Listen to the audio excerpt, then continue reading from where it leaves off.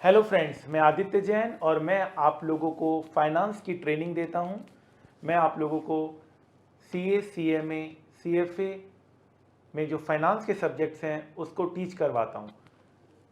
3 golden rules of stock market investing, 3 ऐसे नियम जो आप कभी भी नहीं भूल सकते या कभी भी किसी को भी नहीं भूलना चाहिए, चाहे वो इंडिया में रहते हों, चाहे वो दुनिया के किसी भी कोने में रहते हों, चाहे वो इंडियन स्टॉक मार्केट में इन्वेस्ट करते हों, चाहे वो वर्ल्ड के किसी भी स्टॉक मार्केट में इन्वेस्ट करते हों। 3 ऐसे नियम जो सबको माइंड में फिट कर लेने चाहिए। पहला नियम, always use stop loss. Stop loss मतलब क्या होता है कि आपको यह पता होना चाहिए कि आप कितना लॉस बियर कर सकते हैं। कोई भी आप शेयर खरीदते हैं या कहीं पे भी आप पैसा लगाते हैं, यू मस्ट नो कि आप कितना लॉस बियर कर सकते हैं। सबकी अपनी लॉस बियरिंग कैपेसिटी होती है। हो सकता है मैं 1 लाख रुपए का लॉस बियर कर सकता हूं, हो सकता है आप 1000 रुपए का लॉस बियर कर सकते हैं। मेरे लिए 1 लाख कम हो सकता है, आपके लिए 1000 रुपए बहुत ज़्यादा हो सकता है। तो सबकी अपनी अपनी क्राइटेरिया होती है। अपने लॉस बियरिंग कैपेसिटी के हिसाब से अपने स्टॉप लॉस को निर्धारित करें या एक नियम बना ले। कोई भी शेयर, अगर कोई भी मेरा पोर्टफोलियो 5% से डाउन हो जाता है या 10% से डाउन हो जाता है तो मैं रिसफल करूंगा, मैं लॉस बुक करूंगा। लॉस बुक करने की हिम्मत होनी चाहिए और मैं अपनी स्ट्रेटजी को चेंज करूंगा।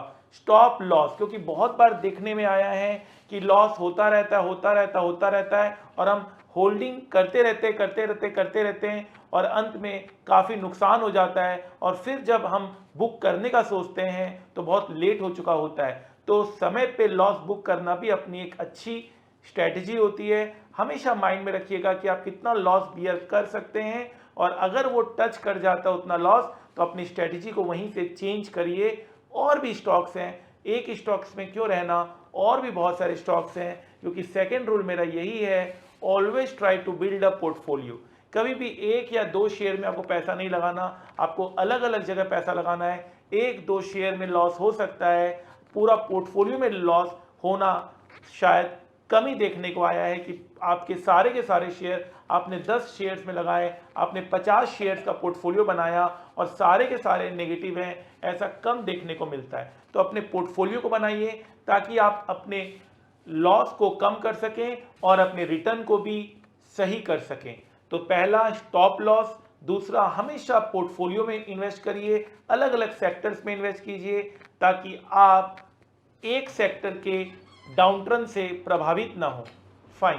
तीसरा रूल, कभी भी बोरो मत कीजिए। स्टॉक मार्केट इन्वेस्टमेंट में उतना ही पैसा इन्वेस्ट कीजिए जितना आप लूज करने में आपको कोई ज़्यादा दिक्कत ना हो।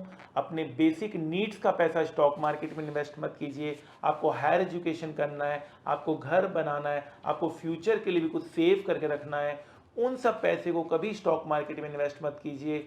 कभी बोरो मत कीजिए। वही पैसा इन्वेस्ट कीजिए जो स्पेयर है, जो आप आराम से लूज कर सकते हैं, जिसे लूज करने में आपके लिविंग स्टैंडर्ड में, आपके डे टू डे लाइफ में कोई फर्क ना पड़े। मैंने बहुत बार ऐसे मैसेजेस देखे हैं कि सर मैंने कोचिंग का पैसा स्टॉक मार्केट में लगा दिया, मैंने अपने फ्यूचर सेविंग्स का पैसा स्टॉक मार्केट में लगा दिया, मैंने अपने पापा से पैसा बोरो किया था वो मैंने स्टॉक मार्केट में लगा दिया और मुझे बहुत नुकसान हो गया, मैं बहुत ज़्यादा मुश्किल में हूँ। आप ऐसे मुश्किल में आए क्यों? आपको पहले ही बता दिया जा रहा है, कभी बोरो नहीं करना है। कभी आपको नीडेड मनी, जो आपको कभी नीड हो सकती है, वो मनी को आप पैसा नहीं ला, आपने इंश्योरेंस नहीं करवाया, आपने हेल्थ इंश्योरेंस पॉलिसीज नहीं ली, आपके मेडिकल के खर्चे हैं, आपके पढ़ाई के खर्चे हैं, आपके घर के खर्चे हैं, उन सब को पहले पूरा कीजिए। उन सब की रिस्पॉन्सिबिलिटी पहले है। देन अगर स्पेयर हो जाता है, तब कुछ बच जाता है तो आप लगाइए। और फिर हर महीने 500 रुपये आप म्यूचुअल फंड के थ्रू लगाइए, हर महीने 500 रुपये सेव करके लगाइए। जितना भी आपको लगता है उतना लगाइए, म्यूचुअल फंड के थ्रू लगाइए। कहने का मतलब ये है कि जितना कम से कम हो सके उतना लगाइए, जितना आपका स्पेयर मनी उतना लगाइए। कभी भी आपके डे टू डे एक्सपेंसेस को छोड़कर आप यहाँ पर पैसा लगा रहे हैं, ऐसा कभी मत कीजिएगा, ऐसा कभी मत कीजिएगा। तो ये 3 रूल आप हमेशा ध्यान रखिएगा।